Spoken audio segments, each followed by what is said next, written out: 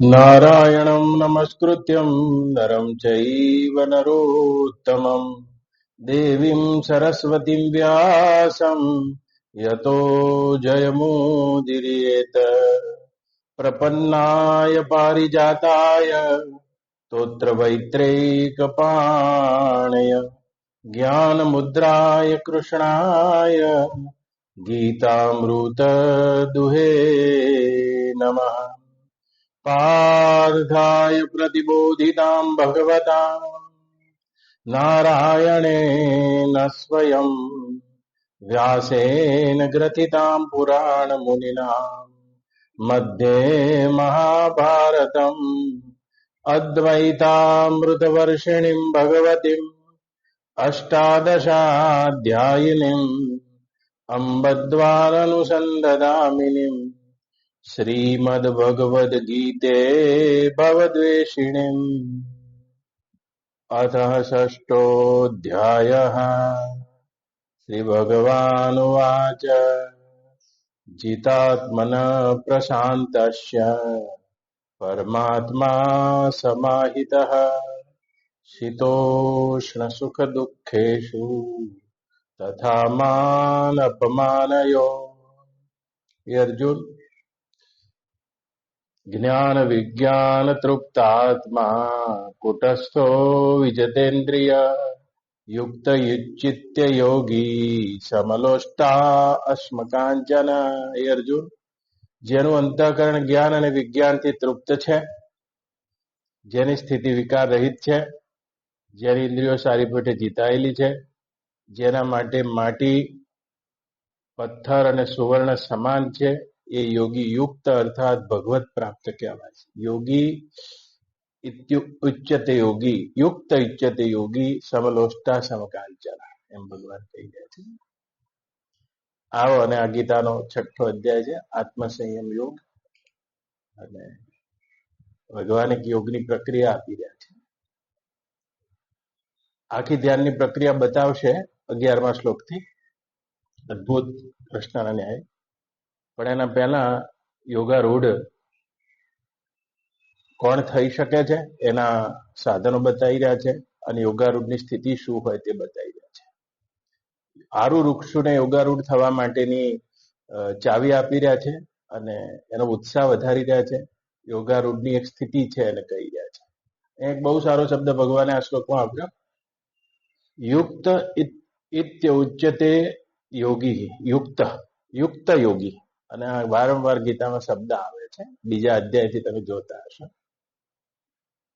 યોગી તો ખરો, પણ યુક્ત યોગી એમ.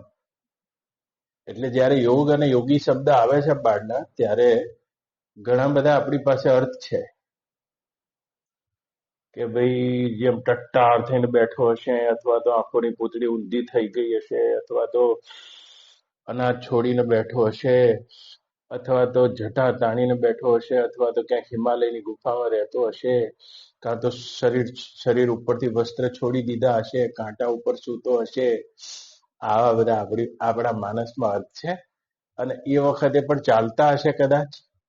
ભગવાનની હાજરીમાં જ એક તો પૌંડરૂક વાસુદેવ હતો, એટલે એ વખતે પણ ભાગવતમાં તમે જોયો છે બીજો ડુપ્લિકેટ વાસુદેવ હતો. એટલે જ્યાં સુધી સત્ય વસ્તુ રહેશે ત્યાં સુધી આના આધારે ડુપ્લિકેટ રહેશે. ડુપ્લિકેટ ફેમ નહીં હોતી. ડુપ્લિકેટ એમને એમ ના હોય. જેમ આ પંખો ઓરિયન્ટ કંપનીનો ડુપ્લિકેટ છે, પણ ડુપ્લિકેટ ત્યારે જ હોય જ્યારે ક્યાંક અસલી હોય. એટલે ડુપ્લિકેટ એમને એમ ના હોય કશાનું. પહેલા સત્ય હોય અને પછી એનું ડુપ્લિકેટ હોય. એટલે જયારે યોગી શબ્દ આવે છે ત્યારે આવા ઘણા બધા આપણી પાસે અર્થ પણ છે, અને યોગ શબ્દ જયારે આવે છે ત્યારે પણ આપણી રીતે ઘણા બધા અર્થ છે. હાથ હલાવાને, પગ હલાવાને, આ બધા યોગના એક ભાગ છે ખરા, પણ આ યોગ નથી. યોગ તો એક એવી સંપૂર્ણ સ્થિતિ છે. યુક્ત એટલે ભગવત પ્રાપ્ત યોગી, જોડાયેલો યોગી, યોગમાં આરૂઢ થયેલો યોગી. એના શું લક્ષણો હોય એ ખબર ના હોય તો આપણે ઘણા બધા બાહ્ય આડંબર કરી લઈશું, અને ક્યાંક જઈશું તો પણ એવાને ગોતી લઈશું આપણી પાસે માપદંડ નહીં હોય તો, અને બનીશું તો બિલકુલ એવા જ અયુક્ત યોગી બની જઈશું. તો યુક્ત યુક્ત શબ્દ અહીંયા છે. યુક્ત એટલે ભગવત પ્રાપ્ત એક એવો અર્થ પણ થાય. આ સર્વ સંકલ્પોનો સંન્યાસ કરીને જેણે સંકલ્પ રહિત પોતાને જોઈ લીધો છે, એટલે પરમાત્મા તત્વમાં આરૂઢ થયેલા આત્મજ્ઞાનીને યોગારૂઢ અહીંયા ભગવાન યુક્ત યોગી કહી રહ્યા છે. તો એક હોય છે યોગનો સાધક અને એક હોય છે યુક્ત યોગી. આ બે અલગ અલગ છે. તો યુક્ત યોગીના શું માપદંડ છે એ આપણને ખબર ના હોય તો, કોઈ બસમાં બેઠા હોય તો ક્યાં ઉતરવાનું એ ખબર ના હોય તો પછી જવાનું શું અર્થ રહે? તો આપણને ખબર હોવી જોઈએ કે તે યુક્ત યોગીના શું લક્ષણ છે. અહીંયા ભગવાન 2 શ્લોકોમાં લક્ષણ આપી રહ્યા છે. એના આગળના શ્લોકમાં ધ્યાન યોગ કરવાની પ્રેરણા આપી રહ્યા છે, અને 11મા શ્લોકથી પછી ભગવાન એ આખી પ્રક્રિયા બતાવી રહ્યા છે. તો આવો, અને ભગવાનનો અહીંયા શબ્દ છે યુક્ત યોગી. તો એવો યુક્તિવાળો યોગ એક આત્માની એવી સ્થિતિ છે, એક એવી યુક્તિ છે કે યુક્તિ કઈ રીતે? જેમ કોઈ કાજળની કોઠરીમાં રહે બાળના તો પણ કાજળ અછૂતું રહી જાય. આ યુક્તિ હોય તો જ, નહીં તો કાજળ કોઠડીમાં જ કાળો થયા વગર રહેતો હશે. હા હા હા હા. પણ એક એવી યુક્તિ હોય જો એની પાસે કે કાજળની કોઠરીમાં પણ અછૂતો રહી જાય. પૂર આવી રહ્યું છે અને બધું તણાઈ રહ્યું છે, પણ માછલીના માફક પેલો પાણીમાં પૂળો તમે જોયો હશે. એ પાણીમાં પૂરો કહેવાય, પૂરો. એ પૂરમાં પણ સામા પ્રવાહી જાય એટલે કે પૂરો. તો એ પૂરમાં પણ સામા પ્રવાહી જાય છે. આની પાસે કેવળ યુક્તિ છે. તો યોગ એટલે આત્મામાં રહેવાની, પ્રવેશવાની, એમાં જાગી જવાની એક યુક્તિનું નામ યોગ છે. જેને માટે યુક્ત યોગી, આરૂઢ થયેલો યોગી, પરમાત્માને માત્ર જાણેલો નહીં, એમાં પ્રવેશી ગયેલો, એને યુક્ત યોગી કહે છે. યાદ રાખજો. તો આપણે ત્યાં 3 ધારણાઓ છે. જ્ઞાન એ બ્રહ્મને જાણી જાય છે, જ્ઞાત્વા એને જાણે છે. પણ યોગ એટલે તેમાં તે પ્રવેશી જાય છે. એ પ્રવેશી જાય છે, એમાં પ્રવેશી ગયેલો. જેમ એક પાણીનું ટીપું દરિયામાં પ્રવેશી ગયું છે, હવે દરિયો જ થઈ ગયું છે. આમ યુક્ત યોગી એટલે બ્રહ્મરૂપ થયેલો જ. પણ યોગની આખી યુક્તિ ઉપર યોગમાં ભાર છે. યોગમાં એ પ્રક્રિયા ઉપર ભાર છે. સર્વ સંકલ્પોથી હું પર છું તેમ બોલવું, અને સર્વ સંકલ્પોને શાંત કરીને, તેનો ન્યાસ કરીને, તેનો ત્યાગ કરી, તેનું તાદાત્મ્ય કાપીને પોતાના સ્વરૂપમાં સ્થિત થવું. અને આ બિલકુલ ક્રિયાત્મક ભૂમિકા છે. તો ક્રિયા પણ જ્ઞાન જ છે. યાદ રાખજો, જ્ઞાનને તમે છૂટું ના પાડશો. હાથ ઊંચો કરો, નીચો કરો. આ ક્રિયા છે, પણ તે જ્ઞાન છે કે બીજું કઈ? જ્ઞાન જ છે. માટે જ્ઞાન શબ્દ તો છૂટો પડે જ નહીં, કદી યાદ રાખજો. પણ એક એવી સમાધિ અવસ્થામાં એવો એક બોધ જન્માયો છે કે જે બેદમાં સર્વ સંકલ્પોનો ત્યાગ થઈ ગયો છે. અને આવી ઉત્તમ ભૂમિકામાં જેને પોતાના આત્માનો બોધ થયો, યથાર્થ બોધ થયો છે, જેનો બોધ ક્રિયાત્મક છે, જેનું જ્ઞાન ક્રિયાત્મક છે, અને જેની ક્રિયા જ્ઞાનાત્મક છે, અને યુક્ત યોગી કહે છે. તો શંકરભાઈ, યુક્ત યોગીનો અર્થ શું? પહેલો તો એ કહી દઉં, અને પછી તેના લક્ષણો છે એ કહેવાય છે, કલાકમાં પૂરા કરવા છે. યુક્ત યોગી એટલે શું? તો જેને એ સર્વ સંકલ્પોથી પરે, અને જુઓ, જેને તમે ત્યાગી શકો આનંદીબેન, એનાથી તમે જુદા જ હો. આ ફટ દેના ચશ્મા કાઢીને મૂકી દીધા એટલે હું તો છું જ, પહેરીએ લઉં છું, એટલે મારી તો કોઈ સત્તા જ છે આટલી ચશ્મા ઉપર નહીં. પણ બહુ તપાસ કરું તો આ ઇન્દ્રિયોના પાછળ, એ મનના પાછળ, બુદ્ધિના પાછળ, મારા અંતઃકરણમાં જે કઈ સુખમૂલક સંકલ્પો ઉઠી રહ્યા છે એને જ મને ઢાંકી રાખ્યો છે. જેમ પાણીમાંથી લીલ પેદા થઈ જાય છે આનંદીબેન, અને પાણીને ઢાંકી દે છે. સૂર્યમાંથી પેદા થઈ જાય છે વાદળા, અને સૂર્યને ઢાંકી દે છે. એમ મારામાં જે આ સંકલ્પો જે વેગે કરીને ઉઠી રહ્યા છે, અને તે જ મને ઢાંકી દે છે.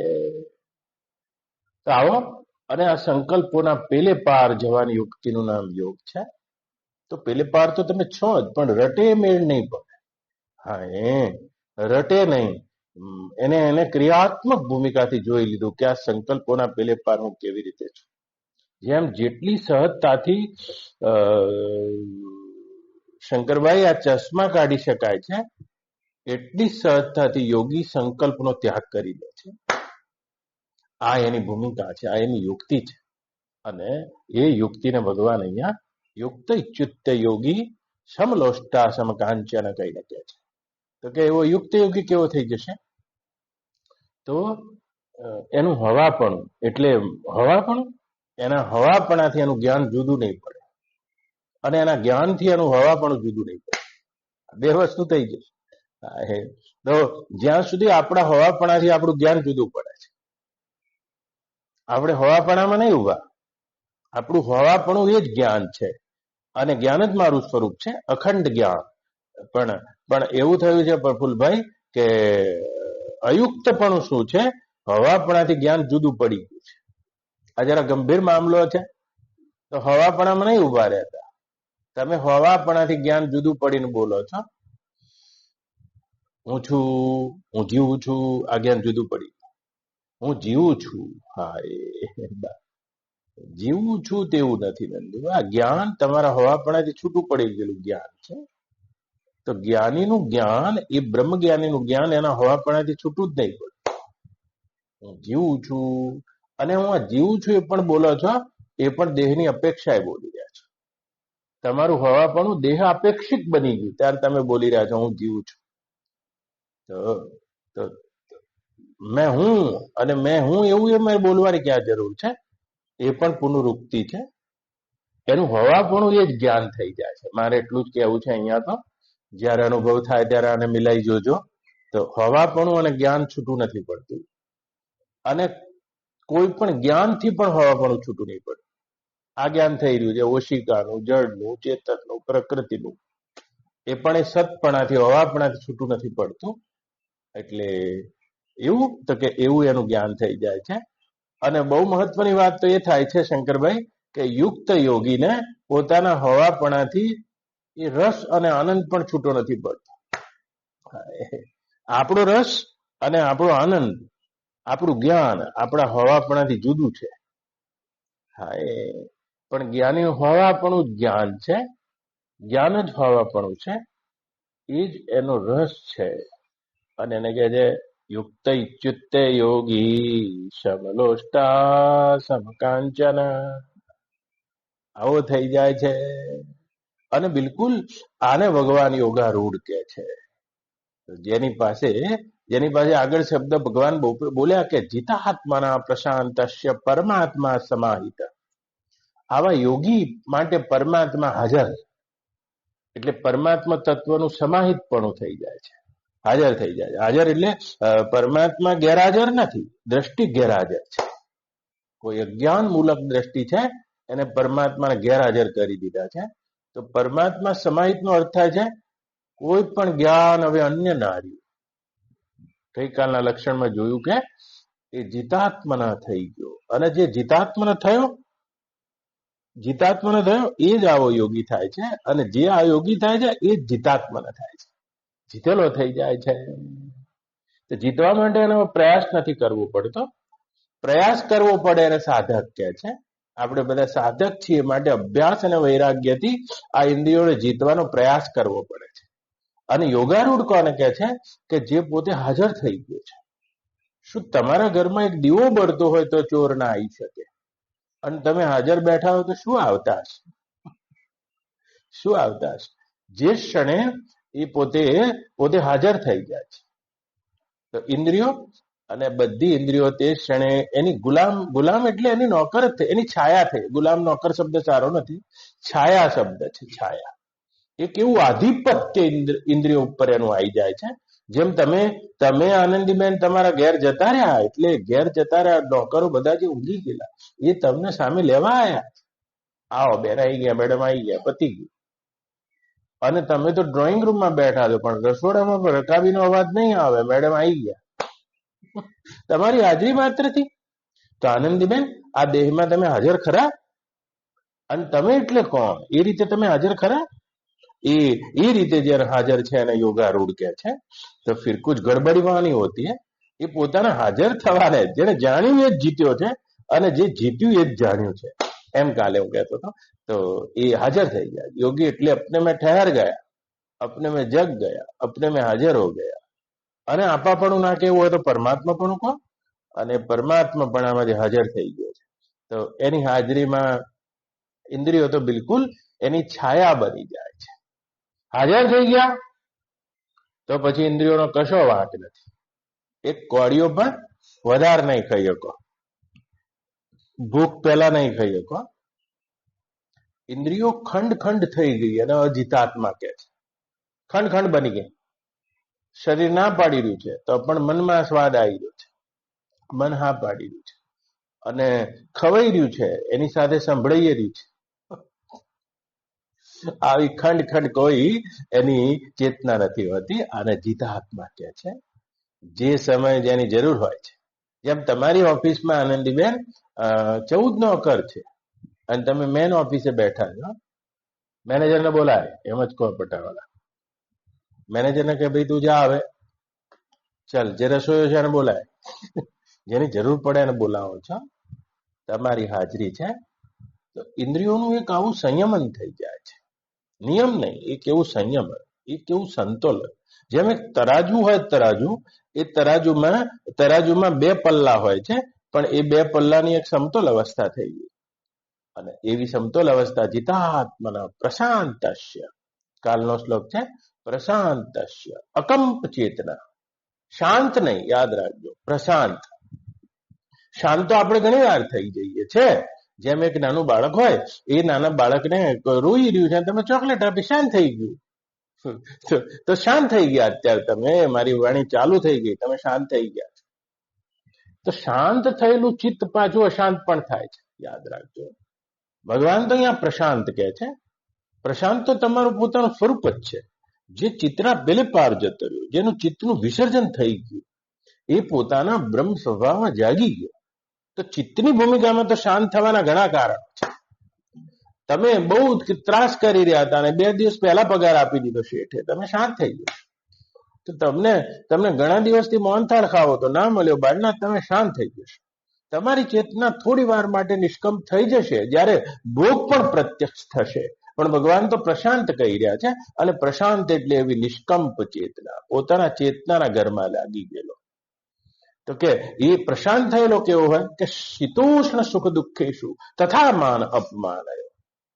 ठंडी आती रहती है लेकिन उसकी चेतना निष्कंप रहती है, अपने में ही रहती है. गर्मी आती रहती है, अपने में ही रहती है. सारे द्वंद आते रहते हैं.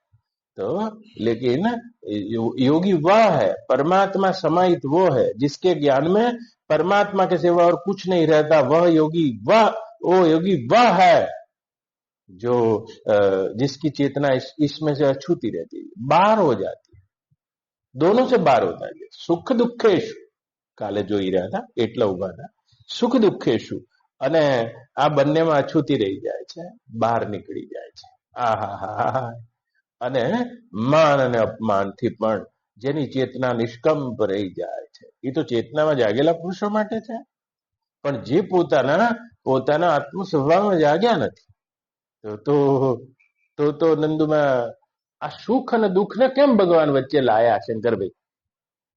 તો જો તમારે નિસંકલ્પ દશામાં જવું છે, નિર્વિકલ્પ સ્વભાવમાં જાગવું છે, તો આવો અને સંકલ્પ જે હૃદયમાં ઉઠી રહ્યા છે આનંદીબેન, કોઈ પણ ચિત્ત ક્યારે સંકલ્પ વગરનું નથી હોતું. અને સંકલ્પ કેમ ઉઠે છે યાદ રાખજો. સંકલ્પ શા માટે ઉઠે? કોઈ પણ સંકલ્પ હંમેશા સુખમૂલક હોય છે. દુઃખમૂલક કદી સંકલ્પ ના ઉઠી શકે, याद रखो. અને દુઃખમૂલક જો દૂર करना चाहता है किसी को, यानी कि विकल्प, તો વિકલ્પ એ છે જે દૂર કરવા માંગે છે, પણ સંકલ્પ તો સુખમૂલક ઉઠે છે, યાદ રાખજો. અને એ જે સમય સુખમૂલક ઉઠે છે, તમારું સુખ તમને દેખાઈ ગયું છે, પોતાનું સુખ તિરસ્કૃત થઈ ગયું, પોતાના હવાપણાથી સુખ જુદું પડી ગયું, અને અજ્ઞાન અવસ્થામાં સુખ દેખાઈ રહ્યું છે, પત્નીમાં, બાળકોમાં, છોકરામાં, ઘરમાં, દ્રશ્યમાં, કલ્પનામાં સુખાકાર દુખાકાર વૃત્તિની તત્ત પડેલા સંસ્કારોમાં દેખાઈ રહી છે. સુખ બોલા તો કદી પણ યાદ રાખજો, દુઃખ કાલે કહેતો હતો તો કે કોણ આનાથી પ્રશાંત રહી શકે છે, નિષ્કંપ રહી શકે છે. દુઃખ આવે છે, ભીતરની ચેતનાને કંપાયમાન કરી જાય, હલાઈ જાય, હલી જાય થોડી વાર. જેમ નગારાની ધ્રુજારી થાય છે તે રીતે દુઃખ ધ્રુજારી કરી પડ્યું હતું તો 1976 તો આજે ધ્રુજારી કરી જાય છે. આટલી કંપિત ચેતના દુઃખથી થઈ રહી છે. ના, ભગવાન કહી રહ્યા છે કે એવો યોગી આ કંપનથી બહાર જતો રહે છે, જે સંકલ્પોથી છૂટીને યોગાरूढ़ થઈ જાય. तुम हो सकते हो, तुम अपने आप में आ सकते हो, जहां कोई कंपन नहीं है, स्पंदन नहीं है, केवल होना है. અને એમાં તમે આવી શકો છો. તો કે યુક્તિ શું છે? યાદ રાખજો. તો યુક્તિ શું છે? તેનું કારણ મટાડો. તો યુક્તિ એટલે એનું કારણ મટાડો કે આ સુખ અને દુઃખમાં ચેતના કેમ કંપિત થાય છે. તો સુખ અને દુઃખના કારણે નહીં થતી. યાદ રાખજો, કેવળ ચેતના કંપિત થાય છે એની સાથે તમારી આઈડેન્ટિટી થઈ જવાથી, એક તાદાત્મ્ય થઈ જવાથી. હું સુખી છું,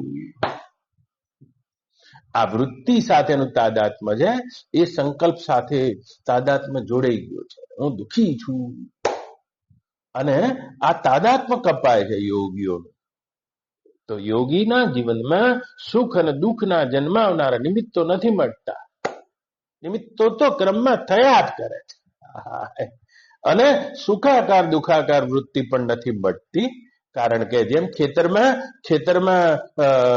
ટ્રેક્ટરના ચોસલા પડી ગયા હોય એમ અંતઃકરણમાં સંસ્કાર પડી ગયા છે, અને એને લઈને સુખાકાર દુખાકાર પૂર્વે કરેલા સંસ્કારોમાં વૃત્તિ તો જાગ્યા કરે છે, પણ ભૂલથી પણ તેવા યોગારૂઢને એવું એટેચમેન્ટ, એવી આઈડેન્ટિટી, એવું તાદાત્મ્ય નથી દીધું. હું સુખી છે એ તમારા આત્માના અર્થાર્થ સ્વરૂપથી વિપરીત ઊભી થયેલી ભૂલ છે. ભૂલ શબ્દ સારો નથી, ભ્રાંતિ છે. ભ્રાંતિ છે. અને હું સુખી છું અને આ તાદાત્મ્ય છે. તો કે આ બે તાદાત્મ્ય તૂટી જાય તો થતા જ રહે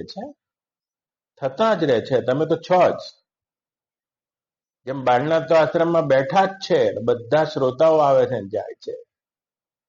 તમારું તો હોવું જ છે, બીંગ. અને તે બીંગમાં બેસી જાય છે તે યોગી છે, જે આ તાદાત્મ્ય કાપે છે. અને કાલે કહેતો હતો કે દુઃખનું તાદાત્મ્ય તો કાપી શકાય છે. એના માટે ગીતા ખાલી ટેમ્પરરી આરામ માટે નહીં, કે તમને બહુ ઇન્જેક્શન મારવું હોય તે વખતે થોડું સ્પિરિટ લગાવી દે, ઠંડુ લાગે. એમ બહુ દુઃખી માણસ ગીતા આપણે તેને કોન્સોલેશન મળે છે, આશ્વાસન મળે છે કે આરું દુઃખ તો, કે આશ્વાસન લેવા માટે ગીતા નથી. યાદ રાખજો.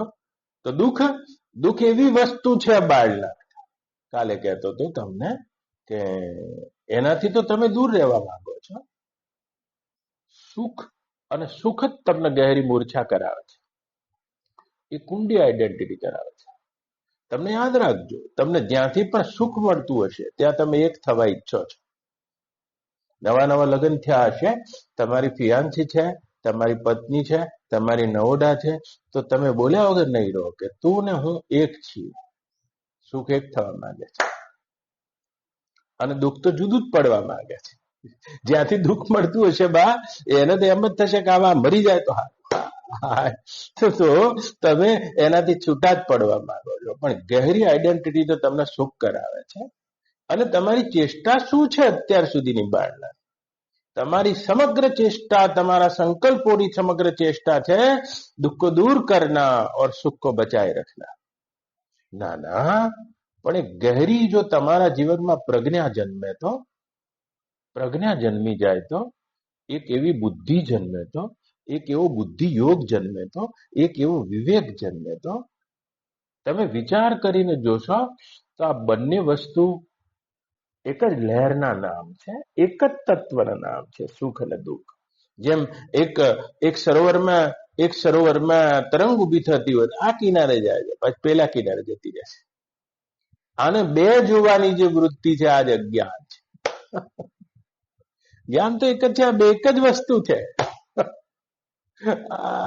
આ બંને એક જ વસ્તુ છે જે તમને ઉત્તેજિત કરી દે છે, અને તમારી ઉત્તેજનામાં જ તમારું સુખ ખોવાઈ ગયું છે. જો તમે ઉત્તેજિત ના થાવ સહેજ પણ, અને ઉદ્વિગ્ન ના થાવ, ઉત્તેજિત ના થાવ, તો તો તો તો યોગારૂઢ ઉત્તેજિત નથી થતો, પણ આપણી ઉત્તેજના થઈ જાય છે, અને ઉત્તેજના સુખ કરાવે છે. પણ બહુ તટસ્થતાથી જોશો તો આ બંને એક જ વસ્તુના નામ છે, એક જ સિક્કાના દો પહેલું છે. જ્યાં સુધી સુખ મેળવવાની ચાહના છે આનંદીબેન, અને ત્યાં સુધી દુઃખ મળતું બંધ નહીં થાય.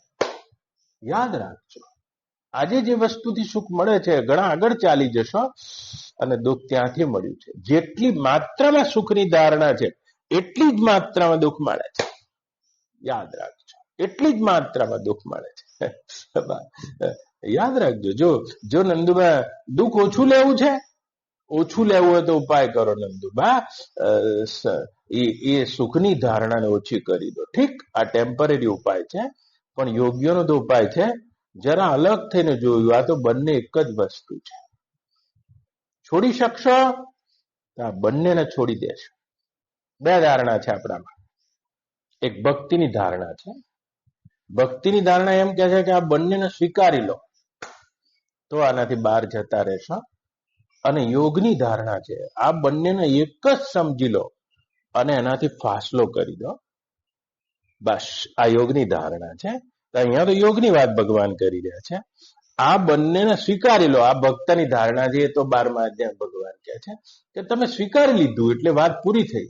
નંદુબા, તો તમારામાં સ્વીકાર બુદ્ધિ આવી ગઈ, જ્યાં તિરસ્કાર ના, એ ધારણા જુદી છે. પણ આ યોગની ધારણા છે. કાં તો બંનેને એક જ સમજી લો. જ્યારે પણ નીકળવું છે ત્યારે આ બંનેથી નીકળી શકાશે.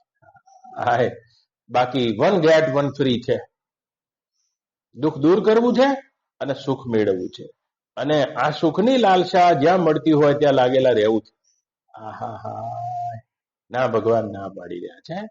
શીતોષ્ણ સુખ દુઃખેષુ તથા માન અપમાનયો. શ્રી ભગવાન વાચ કે યોગારૂઢ કેવો હોય છે? જ્ઞાન વિજ્ઞાન તૃપ્તાત્મા કુટસ્થો વિજતેન્દ્રિય યુક્ત ઇચ્યુતે યોગી સમલોષ્ટા સમકાંચન. શ્રી ભગવાન વાચ. આગળ કહી રહ્યા છે શંકરભાઈ તમારા માટે, જ્ઞાન વિજ્ઞાન તૃપ્તાત્મા. આજનો શ્લોક છે. કોને યોગી કહેવો? કોને યુક્ત યોગી કહેવો? જટાબાંધીને બે જાય બહુ સારું, ગુફામાં રહેતો હોય બહુ સારું, આખા અમદાવાદમાં કપડા પહેર્યા વગર ફરતો હોય બહુ સારું, કાંટામાં રહેતો હોય બહુ સારું, ખાતો ના હોય બહુ સારું. ખાતો ના હોય તો એનો કોઈ સબસ્ટિટ્યુટ હશે. જેમ તમે રોટલા ખાઈ રહ્યા છો, તો શરીરને એવી અવસ્થામાં લઈ આવો તો રોટલા ના ખાશો તો તમારા આ જેટલા પણ 3.5 કરોડ રૂવાડા છે, એ પ્રકાશમાંથી, સૂર્યના પ્રકાશમાંથી ખાવાનું બનાવવાનું ચાલુ કરે છે. હાલ કઈ મરી નહીં જાઓ તો કદાચ કોઈ ખાધા વગર બેઠો છે તો ભીડ લગાવો, ત્યાં આગળ લાઈન લગાવો. અને તો કોઈ પાણીમાં જઈને બેહી ગયો છે, કોઈ આકાશમાં પેલી એ કરે છે કે ધરતીમાં ખાડો કરીને બેહી ગયો છે. ના, જોગી નહીં, વો તો જગદૂતા. દાસી જીવન કે છે જોગી તો આ છે, જ્ઞાન વિજ્ઞાન તૃપ્તાત્મા. પહેલી શરત. આગળની શરતો તો ખરી જ. ભગવાન કહે છે જ્ઞાન વિજ્ઞાન તૃપ્તાત્મા. જુઓ શંકરભાઈ, જ્ઞાન હંમેશા સ્વયંનું હોય છે અને વિજ્ઞાન બીજાનું હોય છે. વિજ્ઞાન યાદ રાખજો. એક શરૂઆત આ રીતે આપણે આ શ્લોકને વિચારીએ તો પણ આપણી વેદાંતની ઘોષણા શું છે શંકરભાઈ? કે હે શ્વેત કેતુ, એકના જ્ઞાનથી સર્વનું જ્ઞાન થઈ જાય, સર્વનું વિજ્ઞાન થઈ જાય. એ તત્વને તે જાણ્યું છે. એટલે ગજબ.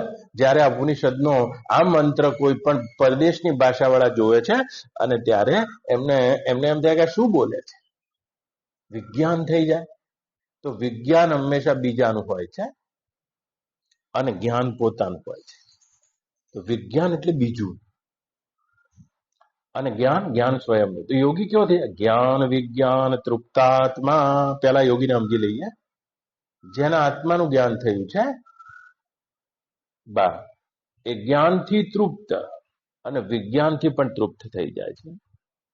એને બીજું કોઈ પણ બીજાના રૂપમાં દેખાતું નથી, માટે તેને જાણવાનું કુતૂહલ જ જતું રહે છે.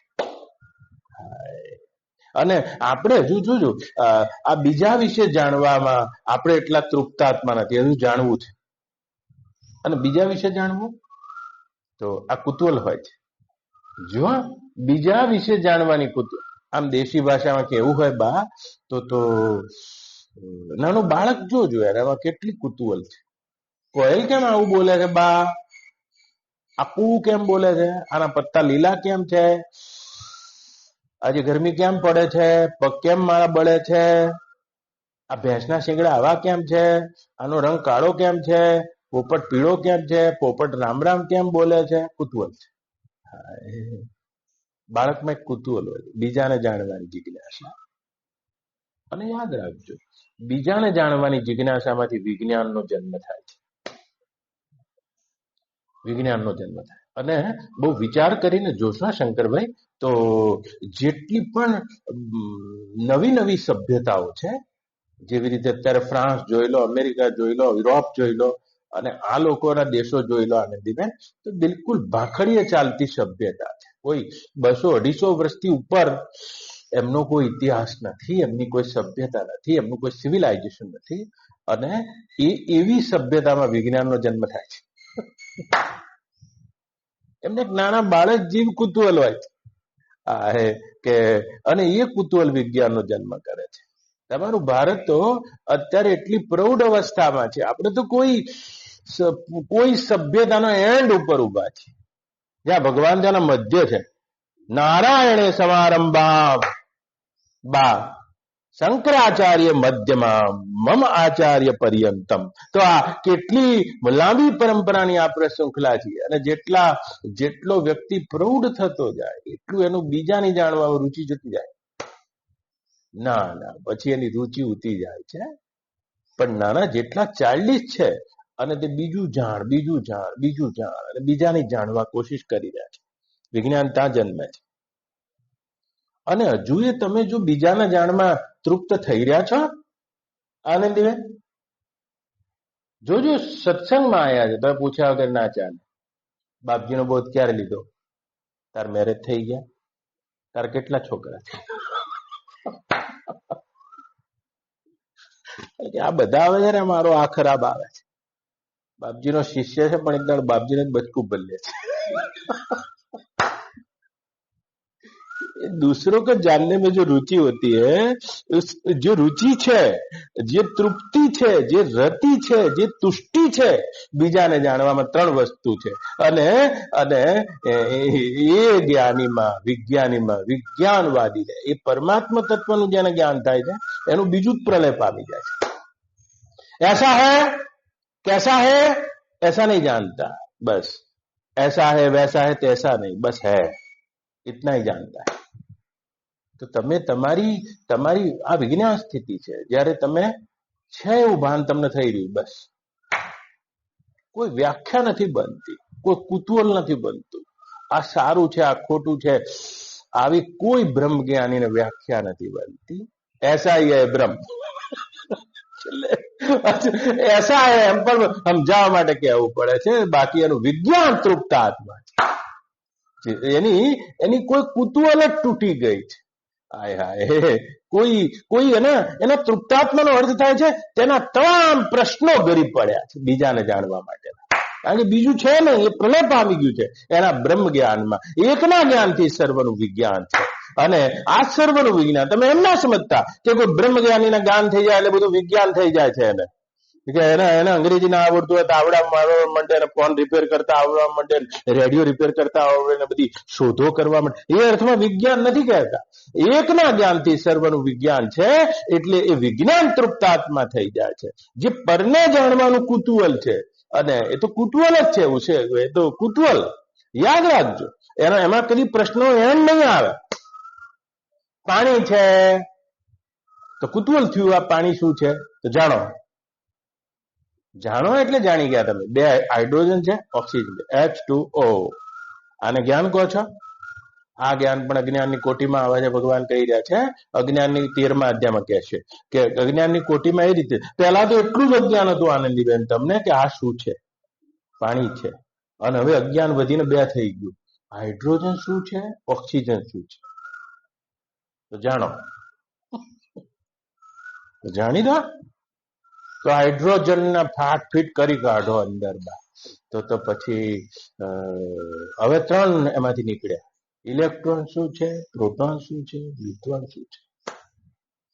हाय हाय हाय, आज जो पर को जानने में जो रुचि होती है वो ब्रह्म ज्ञानी की रुचि टूट जाती है, कुतूहल टूट जाता है. जो ऐसा है ऐसा ही ज्ञान उसका रहता है, उससे आगे नहीं देखता है. अच्छा है बुरा है ऐसा नहीं देखता है ज्ञान. तृप्तात्मा એ તૃપ્ત થઈ જાય છે, તુષ્ટ થઈ જાય છે, તૃપ્ત થઈ જાય. તુષ્ટિ તૃપ્તિ અને રતિ પોતાના આત્મામાં જેની જોડાઈ ગઈ છે, તૃપ્ત આત્મા. તો એક બુદ્ધિની બહુ મોટી ભૂખ હોય છે, કામ વગરનું આપણે જાણવું છે. આ વિશા ગાય છે તો આપણે જાણ્યા વગર નહીં ચાલે. કયા ગામની છે, કેટલા બાળકો તાર છે, જાણ્યા વગર નહીં ચાલે. કે આ બાળનાથ કેટલા વાગે ઉઠે છે, અહીંયા આશ્રમમાં રહે છે.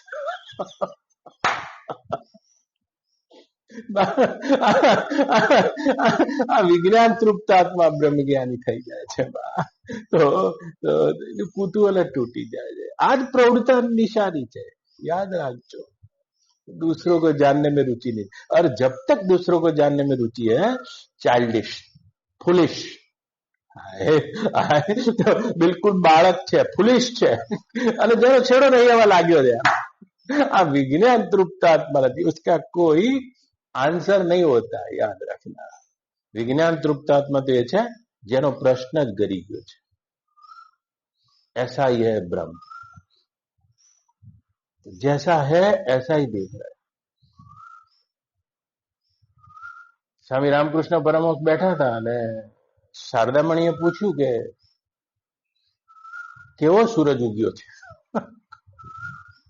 શારદામણી જેવો ઉગ્યો છે એવો ઉગ્યો છે. આ જેવો ઉગ્યો છે એવો ઉગ્યો છે. આના વાતમાં સામાન્ય અર્થ નથી બા, જેવો ઉગ્યો છે. તો તમે કહો આનંદીબેન, સારો ઉગ્યો છે, તમે જીવ દશામાં હટીને બોલ્યા છો. ખરાબ ઉગ્યો છે આ એંગલથી બોલ્યા છો, પણ જેમ જેમ જોઈ રહ્યા છો એને કહે છે વિજ્ઞાન તૃપ્તાત્મા. જેમ જેમ જોઈ રહ્યો છે, વધ નહીં, ઘટ નહીં, કોઈ પ્રક્ષેપણ નહીં, કોઈ કુતૂહલ નહીં, કોઈ પ્રશ્ન નહીં, કોઈ જવાબની અપેક્ષા નહીં. એટલા એ રહસ્યમય એ પરમાત્મા બ્રહ્મ તત્વને ચારે કોર અનુભવે છે યોગી. એવું નથી શંકરભાઈ કે એને તમામ પ્રશ્નોના જવાબ જડી ગયા, એવી કોઈ વાત નથી. જવાબ અહીંયા કોઈને જડતા નથી, પ્રશ્ન જ ગરી પડે છે. તો પ્રશ્ન હંમેશા પર વિષયનો હોય છે. આમ કેમ છે ને, એ ક્યાં હે ને, એ ક્યાં હે ને, એ ક્યાં હે. અને જુઓ, જે પ્રશ્નના જવાબમાં લાગુ પડી જાય છે અને એ યોગી નથી. એ તો એ પ્રશ્ન કરનાર જે છે એના મૂળમાં જવા કોશિશ કરે છે. આરું વૃક્ષ શું છે અને આરું વૃક્ષ શું છે, કોઈ જિજ્ઞાસુ નથી યોગી. તો યોગીને તો એ અનંતમાં, એ પરિપૂર્ણતામાં, એ મૃત્યુના પેલે પાર રહેલા અસ્તિત્વના છલાંગ મારવાની એક હિંમત છે એની પાસે. સમાધિમાં હમણાં હાલત એ મૃત્યુના પેલે પાર મૃત્યુનો અનુભવ કરવાની હિંમત છે તેનામાં. પ્રશ્નોના જવાબ એમાં કશું હાથમાં આવે નહીં બા. એ પણ જ્ઞાન વિજ્ઞાન તૃપ્તાત્મા ના બની શકે. યોગી નથી, યુક્ત યોગી નથી. તો પ્રશ્ન અધ્યાત્મમાં કોઈ પ્રશ્નના ઉત્તરો એટલા બધા નહીં લેવાના ઝાલાજી, જેટલા તમે પૂછપૂછ કરો છો. અને જો પ્રશ્નના ઉત્તરો જ લેશો, સત્યની ખોજ કરી અને સત્યના ઉત્તરો લેવા પ્રફુલભાઈ એ જુદું છે. અને એ સત્યમાં મરી મટવાની મુક્ષા આરુરૂક્ષા બિલકુલ જુદી છે. જવાબો લેવા અને તે બિલકુલ પાણીના વલોણા છે, પાણીના વલોણા છે. તો એનો અને તો તમે વધુમાં વધુ દાર્શનિક અને બહુ મોટા ચિંતનશીલ બની જશો બે કોડીના. હા, કુછ એ પરમાત્મા સાથે સ્પર્શ ના થઈ શકે. કોઈ પણ વિજ્ઞાનના પ્રશ્નો છે કે અધ્યાત્મના પ્રશ્નો છે, એ પ્રશ્નો તો કેવા છે? જવાબને થોડો આગળ ઢકેલીને પ્રશ્નને ઉભો કરવો, બસ. તો નાનું બાળક પ્રશ્ન પૂછે છે, લ્યો તમને પ્રશ્ન પૂછે છે નાનું બાળક, ઘેર જશો તો પૂછશે આનંદીબેન કે જગત કોણે બનાવ્યું છે? બા, જગત ભગવાને બનાવ્યું છે. તો પછી બાળક પૂછવાની હિંમત કરશે, બીજું તો કોઈ નહીં પૂછે ભગવાનને કોને બનાવ્યા છે. તો પછી તમારે કેવું પડે, માથું ના ખાવા જતા દાદાને પૂછશે, લોહી ના પીએ મારું. આ બધા છેલ્લા પાનાના જવાબ છે પ્રફુલભાઈ. તો કે જગત કોને બનાવ્યું? કે ભગવાને બનાવ્યું છે. તો જગત ભગવાને બનાવ્યું, તો દાદી બા ભગવાનને કોને બનાવ્યા છે? કે ભગવાન તો બનાવ્યા વગરના જ છે. ભગવાનને કોઈ બનાવે નહીં બેટા, ભગવાન તો બનાવ્યા વગરના છે. તો ભગવાનને બનાવ્યા વગરના માની લેવા છે, તો જગતને જ બનાવ્યા વગરનું માની લેવું શું ખોટું? બા આમ બધા ગોળ ગોળ જવાબ છે. જ્યાં સુધી ભગવાન જે યોગની ધારામાં ઉતરવાનું કઈ નથી રહ્યા, એ સ્વયંનો અનુભવ ના બને ત્યાં સુધી સત્યની જિજ્ઞાસા કરીને દાર્શનિક બની જવું, પંડિત બની જવું, વાતોના વડામાં આવી જવું અને બધા જવાબોને ગોતતા ફરવું, ઝાલાજી, એ બિલકુલ જુદું છે. યોગી એ છે જેની પાસે જવાબ નથી, પ્રશ્ન જ પડી ગયા છે અને પ્રશ્નમાં જ કોઈ રુચિ નથી, એવી પોતાની યોગારૂઢ અવસ્થામાં છે. એને ભગવાન કહી રહ્યા છે જ્ઞાન વિજ્ઞાન તૃપ્તાત્મા. તૃપ્તાત્મા થઈ જાય છે. તો કે હજુ કોને બાપજી જ્ઞાન વિજ્ઞાન તૃપ્તાત્મા એટલે શું? જ્ઞાન એ છે નંદુબા, એકમાં અનેકને જોવા જ્ઞાન છે. અને વિજ્ઞાન શું છે? અનેકમાં એકને જોવો, આ વિજ્ઞાન છે. બા તો પોતાના આત્માને બ્રહ્મ જાણવું આ જ્ઞાન છે, અને બ્રહ્મને સર્વ જાણવું, વાસુદેવ સર્વમ, અને આ વિજ્ઞાન છે. હા, અને આવો તૃપ્તાત્મા થઈ જાય છે. ज्ञान विज्ञान तृप्तात्मा. तो अपने पास शब्द तो है तृप्ति, तुष्टि और रति. रति जो पति पत्नीના સંબંધમાં જે અનુભવાય અને રતિ કે છે. આમ બેઠા છીએ અને રસ રોટલી ખાઈશું, ધરેન પૂરીઓ ખાઈ લઈશું, આને તૃપ્તિ કે છે. ખાઈ લેવાના સંબંધમાં તૃપ્તિ, વિષયોના ભોગમાં તૃપ્તિ, પતિ પત્નીના સંબંધમાં રતિ, અને 2-5 કરોડ રૂપિયા આવી જશે, હાય હાય, આને તુષ્ટિ કે છે. બસ તુષ્ટિ. અને આવી તુષ્ટિ, તૃપ્તિ અને રતિ બેની જે અખંડ જ્ઞાનમાં જોડાઈ ગઈ છે, આવા જાગેલાને ભગવાન કહી જાય બેઠ જાઓ. જ્ઞાન વિજ્ઞાન તૃપ્તાત્મા. કોઈ પણ જ્ઞાન આંખથી થઈ રહ્યું, જીભથી થઈ રહ્યું, મનથી થઈ રહ્યું, આ જ્ઞાનની કોઈ વ્યાખ્યા નથી બનાવતો. એ સ્ત્રી છે, પુરુષ છે, શત્રુ છે, મિત્ર છે, क्या है ऐसा नहीं है, बस है ऐसा ही बोल. એને કહે છે જ્ઞાન વિજ્ઞાન તૃપ્તાત્મા. આ સપ્તમ ભૂમિકા છે જ્ઞાનની. જ્ઞાન વિજ્ઞાન તૃપ્તાત્મા કુટસ્થો विजतेन्द्रिय. हे अर्जुन, उस योगी का लक्षण है कुटस्थ. दूसरा कुटस्थ हो जाए. આ તો ઘણો અર્થ આપણે કુટસ્થનો જોયેલો છે. તો કુટસ્થનો અર્થ છે નિર્વિકાર, વિકાર રહિત, કંપન રહિત. હા, કોઈ એવી યુક્તિના કારણે. કૂટ કે છે એરણને નંદુબા, અને એરણ ઉપર જુઓ કેટલાય ઘાટ બને છે, પણ એ કૂટ એમનું એમ જ છે. કુટસ્થ जो का त्यों बना रहता है. बचपन आता है, सुबह आती है, शाम आती है, युवानी आती है, संयोग आता है, वियोग आता है. જો એરણ ઉપર જ બધા દાગીના ઘડાયા છે અને બધા દાગીના બજારમાં વેચાઈ રહ્યા છે, દાગીનાનું મૂલ્ય થઈ રહ્યું છે. એરણ તો જેમની તેમ જ છે. ઘાટ એના ઉપર બને છે, ઘાટ એના ઉપર ભાગે છે. એવું જ તમારું પ્રત્યેગાત્મા છે. કૂટ, કૂટ પર્વતની ટોચને પણ કહે છે. કૂટ સંસ્કૃતમાં ચિત્રકૂટ, ગિરિકૂટ, ત્રિકૂટ, અને કોઈ પર્વતની ટોચ હોય આને કૂટ કહે છે નંદુભાઈ. તો કૂટ તમે જોજો, એ કૂટ ઉપર વરસાદ ગમે એટલો 40 ઇંચ આવે પણ કૂટ ઉપર ઉભો ના રહે, એવો નિર્વિકાર થઈ જાય છે. તો શરીરના, મનના, બુદ્ધિના, ઇન્દ્રિયોના, ઘટનાઓના વિકારો એની આગળ આ જ રીતે આવી જાય. કૂટસ્થ, કૂટસ્થનો એક બીજો પણ અર્થ થાય છે બા કૂટ. આપણે જોયું આપણે કોઈ પણ પ્રકારના કોર્ટમાં હોય તો કોર્ટમાં વકીલો પાસે એક શબ્દ છે, આ કૂટ સાક્ષી છે એમ કે. કૂટ એટલે ખોટો, આ જુઠ્ઠો સાક્ષી છે. તો સંસ્કૃતમાં કે કૂટ સાક્ષી છે, જુઠ્ઠું બોલે છે. કૂટ માને ખોટું. તો કૂટસ્થ કોને કહેવાય છે? જેટલું પણ દેહની અવસ્થાઓ, સંયોગ, વિયોગ, માન, અપમાન, સુખ, દુઃખ, જન્મ, મરણ, આ બધું એ કૂટ. અને કૂટ આવીને જતું રહે છે. કૂટસ્થ जो का त्यो निर्विकार रहता है, इसको हे अर्जुन योगी जान. એ તો યુક્ત ચિત્ત યોગી, એને ભગવાન યોગી કહી રહ્યા છે. એ પોતાના સ્વરૂપમાં જાગ્યો છે. આ જાગેરાનું લક્ષણ છે. અને આ લક્ષણ એટલા માટે જોવા છે કે ક્યાંક આપણે જાતે શરટી લેવાનું છે. માર્કશીટ જાતે બનાવવાની છે, બીજું કોઈ બનાવીને નહીં આપે. બીજું કોઈ આપશે તો તે એની વાસનાના આધારે બનાવે છે. બીજું કોઈ તમને જ્ઞાની કહે છે, બીજું કોઈ તમને અજ્ઞાની કહે છે. હવે આ બધા સર્ટિફિકેટ બે કોડીના છે. તમારા ભીતર શું આનું મૂલ્યાંકન છે? માર્કશીટ જાતે બનાવવાની છે, માર્ક જાતે મૂકવાના છે. અને મૂકેલા માર્ક્સ ઉપર કોઈ એવા પહોંચેલા પુરુષની સહી કરાવવાની છે. માર્ક કોઈ સદગુરુ કે સંત કે કોઈ બીજા નથી મૂકવાના.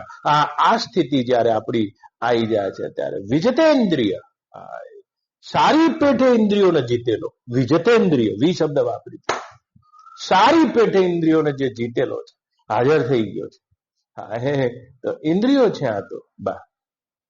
જો ઇન્દ્રિયો ખબર આપી દે છે, કોઈ તમે સુખ વ્યાખ્યા આપી દો, કોઈ એને દુઃખ વ્યાખ્યા આપી દો, એ લાંબી પડોજણમાં પડતો નથી. વિજતેન્દ્રિય યુક્ત ઇચ્યુતે યોગી સમલોષ્ટા સમકાંચન.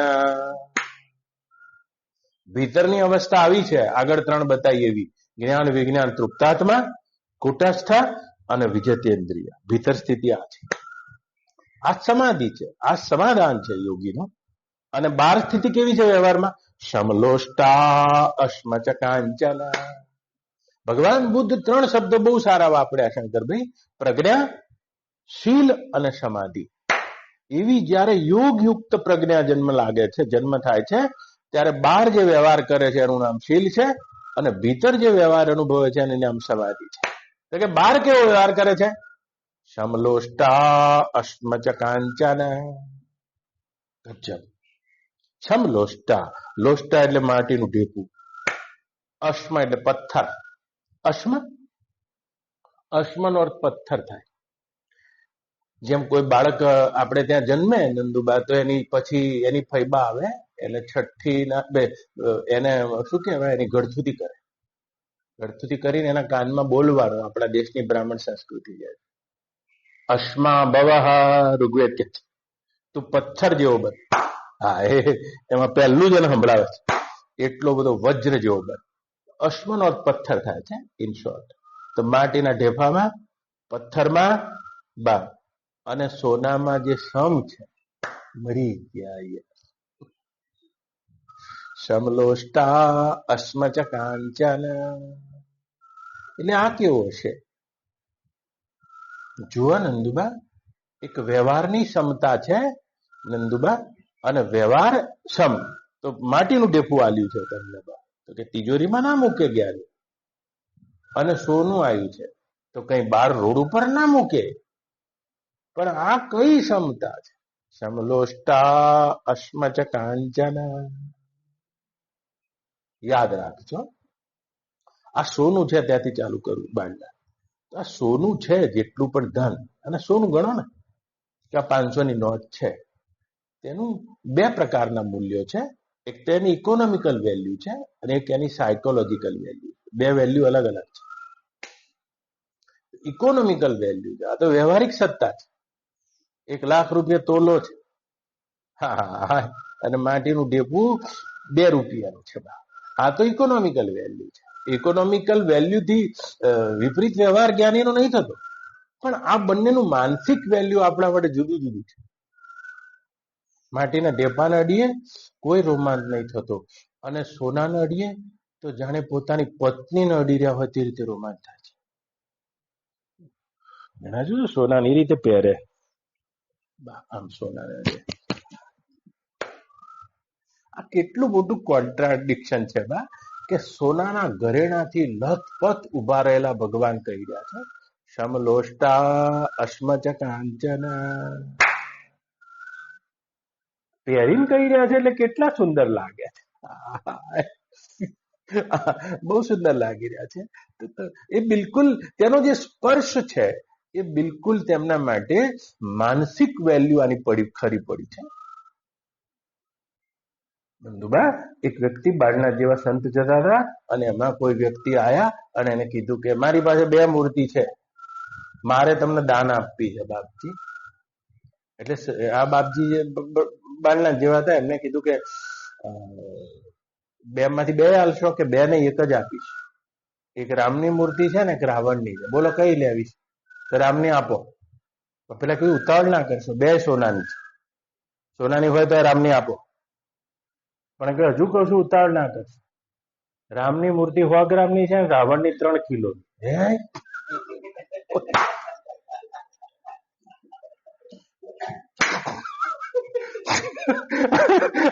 અને જે હલચલ થઈ ગઈ બાળના તમને, તો સમલોષ્ટા અસ્મચ કાંચન, તમે એક જીવંત વસ્તુની માફક સોનાને અડી રહ્યા છો, અને સોનામાં તમારું પ્રયોજન દેખાઈ રહ્યું. તમને આના ઘરેણા બનાવી દઈશ, આનાથી માલદાર થઈ જઈશ, આનાથી સુખી થઈ જઈશ, આના કરતા બીજેથી વિશેષ થઈ જઈશ.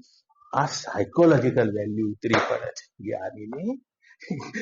એનો ભાવ અને અભાવ આ બંનેમાં એની સ્થિતિ એક સરખી રહે છે, જેવી માટીના ઢેપાજી. તો માટીના ઢેપામાં પણ એને કોઈ માટીમાં પ્રયોજન નથી, અને આ માટીના ટુકડામાં કે ખેતી કરું, આ કરું, તે કરું, એવું પ્રયોજન નથી. અને ખેતર છે ઉતારી મરી ગયા યાર, અને પથ્થરના ટુકડામાં કોઈ પ્રયોજન નથી નંદુબા. અને એ રીતે પ્રયોજન નહીં હોવાના કારણે સાયકોલોજીકલ વેલ્યુ છે એ ખરી પડશે. કે આવું થશે શું થશે આનંદીબેન? આવું થશે તો રાતની ઊંઘ ઉડી જશે. ઊંઘ બિલકુલ આપણી જો માનસિક વેલ્યુ થઈ જશે તો રાતે ઊંઘ ઉડી જશે. છે ઓછું લાગશે, અથવા તો છે વધારે લાગશે, છે એનાથી કંઈક પોતાપણું લાગશે, અભિમાન છે કે મારી પાસે તો એમ કે 80 તોલા છે, ભલે લોકરમાં પડી રહ્યું હોય. અને હમણાં ભારત પાકિસ્તાનની થઈ તો બધા લોકર સીલ થઈ જાય નંદુબા. તો પછી રાતે ઊંઘ ઉડી જાય, મારી પાસેથી જતું રહ્યું છે, મારી પાસે છે. યાદ રાખજો, એક 100ની નોટ છે, એમાં તો લખ્યું જ છે ભારત દેશના ગવર્નરને, મેં ગ્રાહક को 100 रुपया देने का वचन 100 रुपया देने का वचन देता हूं. ગવર્નરની સહી છે. તો આ તો એનું ઇકોનોમી વેલ્યુ છે યાર. પણ એની સાથે એક માનસિક વેલ્યુ જે જોડાઈ ગઈ છે, જે દ્રષ્ટિ તૂટી પડતા સમ દ્રષ્ટિ થઈ જાય છે. સમલોષ્ટા અસ્મજ કાંચન, અને એને યોગી જાણે છે. કોઈ જીવંત વસ્તુનો સ્પર્શ કરતા હોય રીતે હોના નડી રહ્યા છે. આપણે જાણે કોઈ જીવંત વસ્તુ ના હોય, અને ગળામાં પહેરી હોય તો આત્માથી પણ મૂલ્ય આપણે શરીરનું માન્યું છે, અને શરીરથી પણ વધારે મૂલ્ય આ 5 તોલાના હારનું માન્યું છે. આ માનસિક વેલ્યુ જ્ઞાનીની તૂટી જાય છે. એ કઈ રીતે આનંદીબેન? આ કઈ રીતે હશે? આ કેવું હોય આનંદીબેન? જુઓ, 3 વર્ષની તમારી બેબી દીકરી હોય આનંદીબેન, અને એને તમે સોનાની નેકલેસ લેતા જાઓ, અમેરિકા જાઓ, જિગીશાબેન ની બેબી છે 3 વર્ષની, તો તમે પહેરાવો, ખુશીથી પહેરે છે, નાચે છે. અને બીજી વખત ભૂલી જાઓ તો રસ્તામાંથી પથ્થર લેતા જાઓ, હાવ જૂઠી ઇમિટેશન જ્વેલરી લેતા જાઓ, અને ઇમિટેશન જલાવી દો, અને ઇમિટેશન એના ગળામાં નાખી દો. એની સ્થિતિમાં ફેર નથી પડતો. તો માનસિક વેલ્યુ તૂટી જાય છે, વ્યવહારિક વેલ્યુ તો છે એ તો રહેશે. અને એવો વ્યવહાર પણ જુદો જુદો છે. સોનું તો તિજોરીમાં મૂકે છે અને માટી ઘરના બહાર મૂકે છે, પણ એની જે આના માનસિક વેલ્યુ છે એ તૂટી જશે. સમલોષ્ટા અશ્મજ કાંચન. અને આમાં માનસિક વેલ્યુ ખતરનાક છે. ઇકોનોમી વેલ્યુ એ કેટલી હશે આની? કેટલી છે આનંદીબેન? ઇકોનોમી વેલ્યુ પણ ગણતા હોય તો એ જ્ઞાનવાનને તો ઇકોનોમી વેલ્યુ નથી. એને તો અસલી જે વેલ્યુ જે છે એ પકડાયું છે. કેવી રીતે આનંદીબેન? કોઈ રણમાં કોઈ વ્યક્તિ જતો હતો, તરસ્યો છે અને એક બૂંદ પાણી ના મળે તો 3 મિનિટ ચાલે એવું નતું. અને એક વ્યક્તિ મળી રણમાં, જેના હાથમાં માટલીમાં ઠંડુ પાણી હતું, અને એક હાથમાં સોનાની આખી ઈટ છે. કીધું આપું, પણ બેમાંથી જે લેવું, એક લેવું હોય તો મળશે નંદુબા. તમે શું લેશો નંદુબા? યાદ રાખજો નંદુબા, આત્માની પ્રિયતાથી જ પદાર્થોમાં પ્રિયતા દેખાઈ રહી છે. આવું જ્ઞાનીને ખબર છે. બાકી કશાયની પ્રિયતા નથી. પદાર્થોની શું પ્રિયતા? આ પદાર્થોના ધનનો તો તમે વેચી મારો નંદુબા. જો તમારા પુત્રને કઈ થાય તો ધન કરતા તો પુત્ર પ્રિય છે. કદી વિચાર્યું છે નંદુબા? પુત્રથી વધારે પ્રિય જીવને આ દેહ છે. 1857 પેલો દુકાળ પડ્યો ને 56 બા, અને તે વખતે આ સાબરકાંઠામાં પોતાના બાળકોને મારી મારીને જીવ બચાયો છે. ભૂખ, હાય, ભૂખ કરતા ભીંડી ભીખ છે. જે પન્નાલાલ પટેલ લખે તો એ જે ભૂખનું વર્ણન કરી દેતા છોકરો. એટલે કોણ પ્રિયતા શું છે? ધનમાં છે? એ તો આત્માની પ્રિયતાના કારણે ધનમાં પ્રિયતા દેખાય. તો કે એ પ્રિયતા પુત્રમાં છે. સ્વામી રામતીર્થ જતા હતા અને ગંગામાં એક વાંદરી તણાઈ રહી છે, વાંદરીનું બચ્ચું. અને સ્વામી રામતીર્થને ડાયરી લખવાની એક આદત હતી, અને આમ જોઈ રહ્યા તો એમાં પૂર આવ્યું હતું ગંગામાં, તણાતી જતી. એના બચ્ચાને બચાવવા એને પેલા છાતી પરથી અદ્ધર કર્યું, આટલું કર્યું, પણ પાણી તો વધીતું જ જતું. છેક વાંદરી ડૂબી જવાની થઈ અને સ્વામી રામતીર્થે જોયું, એ વાંદરી પોતાના બચ્ચા ઉપર પગ મૂકીને ઉભી થઈ ગઈ.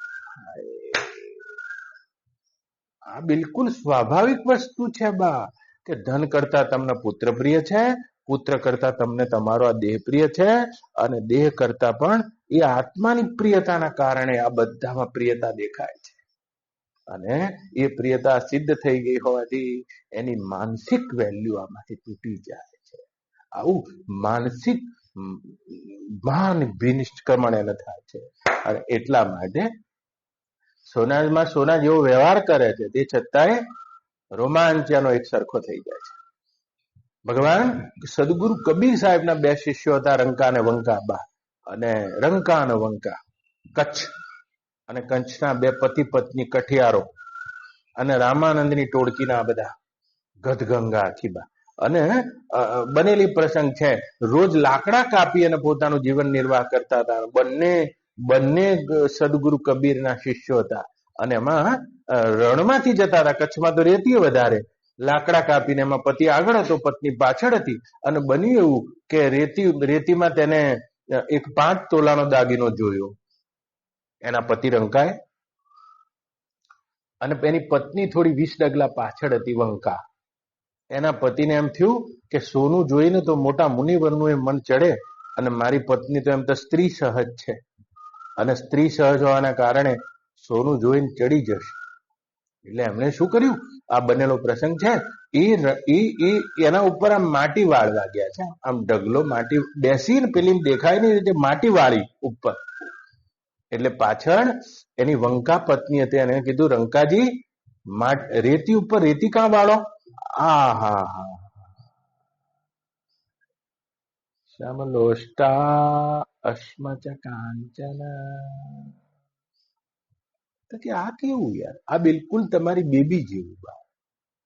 સોનું પહેર્યું છે તો ખિલખિલે છે, અને બીજી વાર આવશો ને ઇમિટેશન પહેરાવશો તમારો આનંદ ભંગ થઈ જાય છે, કારણ કે તમે મૂલ્યનું આરોપણ કર્યું છે. આ મૂલ્યવાન છે. આવું જ મૂલ્ય જોવાની તેની દ્રષ્ટિ અને પ્રયોજન તૂટી જાય છે. યુક્ત ઇચ્છિતે યોગી સમલોષ્ટા અસ્મજ કાંચન. અને એનો આનંદ કદી ભંગ નહીં થતો. તો તું શું બા, તમે તમારી એ બેબીને ઇમિટેશન પહેરાવશો તો એના આનંદમાં કોઈ ફેર નહીં પડે. નહીં પડે. એ તો બિલકુલ અજ્ઞાન અવસ્થા છે કે એને ખબર નથી કે આ બંનેનું ઇકોનોમી મૂલ્ય જુદું છે. પણ એક ઇકોનોમી મૂલ્યની સાથે અને માનસિક મૂલ્ય પણ એની સાથે જોડાયેલું નથી. એમ જ્ઞાનીને ઇકોનોમી મૂલ્ય ખબર છે તો પણ બિલકુલ તે બાળક જેવી સ્થિતિ થાય છે. આને યોગી કહે છે. આ ભીતરની એની આ સ્થિતિ બને. સમલોષ્ટા અસ્મચ કાંચન. પણ કેટલાક હીરાના ટુકડા, કેટલાક પદાર્થો આપણા માટે પ્રયોજન પૂર્વક થઈ ગયા, જીવનનું પ્રયોજન થઈ ગયા, અને એ પ્રયોજન બની ગયા. અને પ્રયોજન બની જવાના કારણે નંદુરા એક નહીં, બહુ જ મોટો એક માછીમાર બા દરિયાના કિનારે પોતાની વસ્તી કબીલામાં રહે, પણ બુદ્ધિ વધારે હતી. અને કોઈ અંગ્રેજ એને લઈ ગયો નંદુભાઈ યુરોપ, અને યુરોપમાં ધંધો કર્યો. બુદ્ધિશાળી માણસ, અબજો રૂપિયા કમાયો 10 વર્ષ સુધી.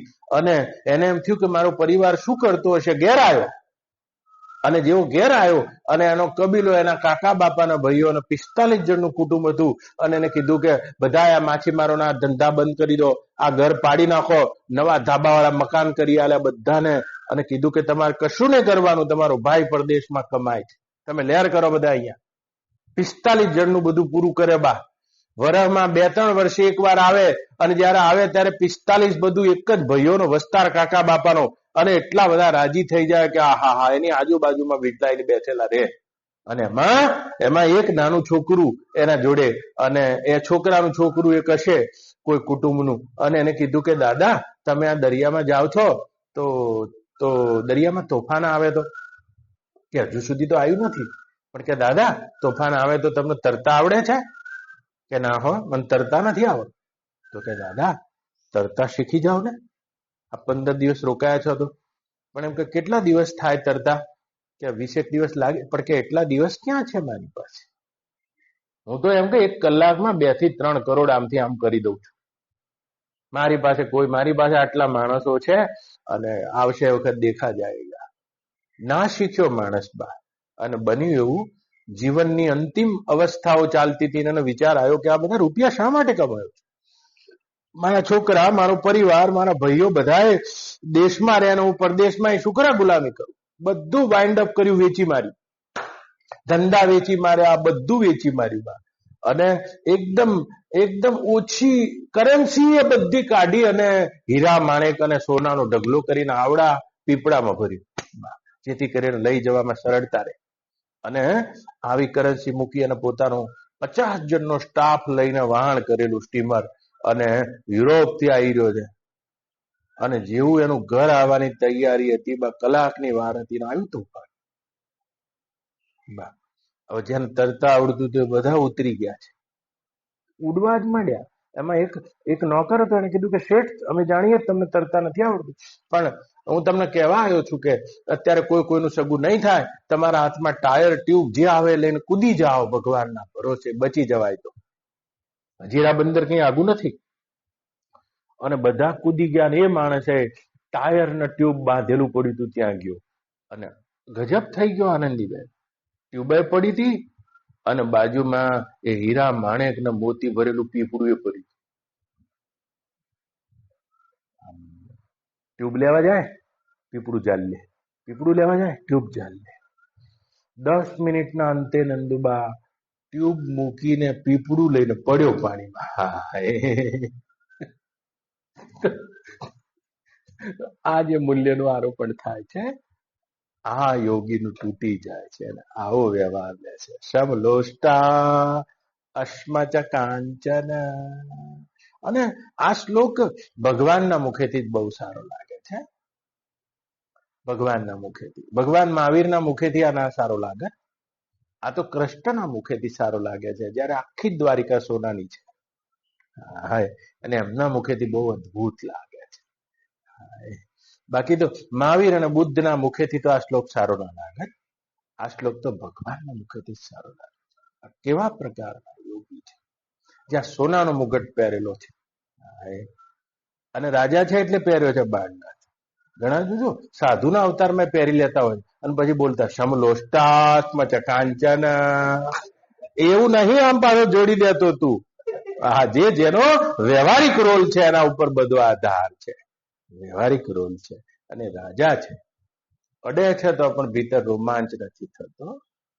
અને આ સર્ટી આપણને કોઈ બીજો ના આપી શકે. પહેલે જ કહેવાય તો પોતે જ પોતાને માર્ક્સ આપવાના છે. ઘણી વાર જોજો હૃદયમાં લોભ આવે છે ત્યારે સ્વની નોટ છે તે જાણે વિજાતીય સ્પર્શનો આનંદ આપી દે છે. કામ આવે છે અને તે વખતે જે વિજાતીય સ્પર્શ આનંદ આપે એ જ લોભ વખતે આ જળ પદાર્થોમાં એ જ આનંદની અનુભૂતિ થાય. આવું માનસિક વેલ્યુ જ્ઞાનીનું તૂટી જાય છે. ગણે તો પણ, ના ગણે તો પણ, રાખે તો પણ, મૂકી દે તો પણ, અને માનસિક વેલ્યુ તૂટી ગઈ એટલે શાંત થઈ જાય છે. ગુરુ ચેલો બે જતા હતા બહારના, એમાં કોઈ શેઠના ત્યાં પધરામણી હશે, તે ગુરુને એવી વસ્તુ આપી એટલે ગુરુ બધો ભાર હતા ને ચેલાને ઉપાડી રખાવતા રોજ ચાલતા. અને આજે છે ને બગલ થયેલો જાતે મૂક્યો હતો. શિષ્ય વિચાર કરે કે રોજ એમ કે છઠ્ઠા અધ્યાયનું પ્રવચન કરાય બાપજી, પણ આજે એમ કે બહુ ટેન્શનમાં લાગે છે. ઘડીક થાય ને આમ સમજો પાંદુ લે એટલે શિષ્યને એમ થયું નક્કી જે છે આ થેલામાં છે. અને નંદુબા હવે પછી લઘુશંકા જવાનો સમય આવ્યો એટલે આ તો બ્રાહ્મણ ઉખોડ્યું હતું, 2 વાર આચમન લેવું પડે, જનોયામ ભરાવી પડે. એટલે શિષ્યને કીધું કે હા જાવ જે હું આવું છું. એટલું ધીમેથી બોલ્યા કે જાણે એમના હોઠના શબ્દો બહાર ના આવે. પેલો શિષ્ય વિચાર કરે કે એવું તો હારું આમાં શું છે. અને બાપજી ગયા પરાણે ફટાફટ લઘુશંકા કરીને આવે ત્યાં ચેલાએ જોઈ લીધેલું. ત્યારે તો હોનાની ઈંટો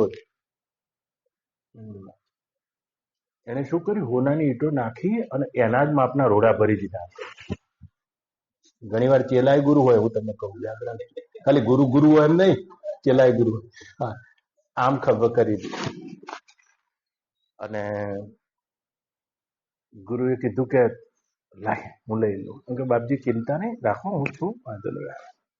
અને 2-3 કિલોમીટર ચાલ્યા એટલે કીધું ગામ આવી ગયું. હા એમ કે ઠેકાણે પહોંચ્યા એટલે કીધું બાપજી ચિંતા ના કરશો, ચિંતા કરવાની વસ્તુ તો કુવામાં નાખી નાખે. અને જોયું તો પથ્થરના ઢેકડા નંદુબા.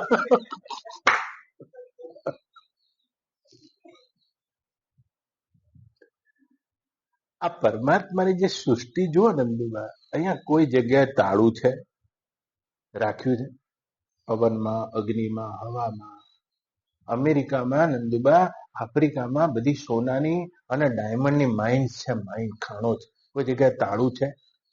એકદમ લક્ષ્મીજીએ પૂછ્યું ભગવાન આટલી બધી સંપત્તિ નીચે છે ને થોડું નાનું મોટું તાળું તો રાખો. ભગવાન કે તાળાની જરૂર જ નથી.